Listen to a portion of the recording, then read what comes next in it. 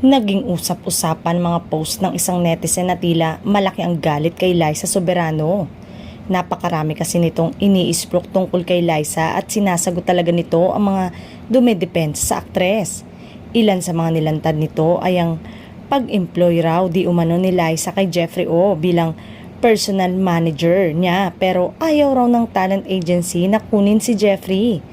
Napaisip ang mga netizen kung totoo raw ito, ay eto rin daw kaya ang dahilan kung bakit hirap makakuha ng role sa Hollywood si Liza dahil problemado sa kawalan ng trabaho ng di umano'y karelasyon. Marami na raw ginagawang paraan si Liza para ma-refer ito kahit sa mga may-ari ng mga resto at executive chef. Pero pakialam ba nila kay Liza? At ano kung in love ito sa walang trabaho? Matanda na daw si Liza, say sa chika. Alam na niya ang tama at mali kaya hindi na dapat pinakikialaman ng iba.